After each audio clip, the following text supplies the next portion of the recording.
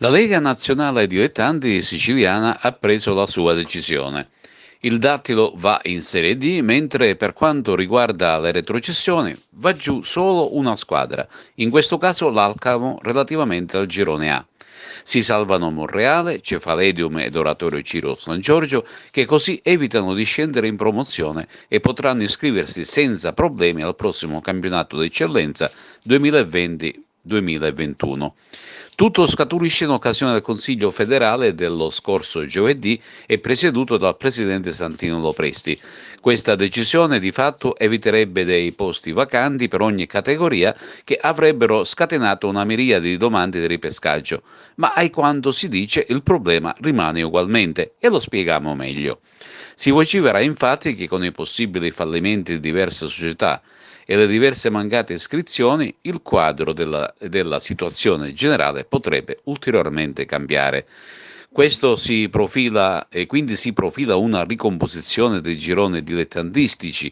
Le idee saranno più chiare quando nel prossimo mese di luglio le società dovranno presentare le domande di iscrizione ai prossimi tornei.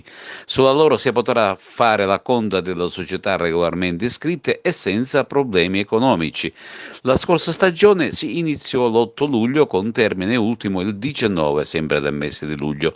Per quanto attiene la conclusione dei campionati organizzati dai comitati regionali, il consiglio direttivo si è espresso per un blocco delle retrocessioni in relazione ai campionati dalla promozione sino alla seconda categoria, in tutte quelle realtà territoriali che presenteranno situazione di vacanza di organico e comunque in presenza di situazioni particolari che hanno caratterizzato la stagione che si sta per concludere.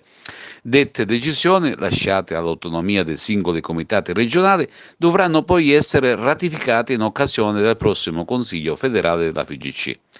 In questo caso dal campionato di promozione sale in eccellenza l'Unitas Sciacca, mentre si salvano Gattopardo e Camarat. Dal campionato di promozione salgono invece in eccellenza il già citato Unitas Sciacca per il girone A, l'Igea 1946 per il girone B, l'Aci Sant'Antonio del girone C e il Siracusa del girone D.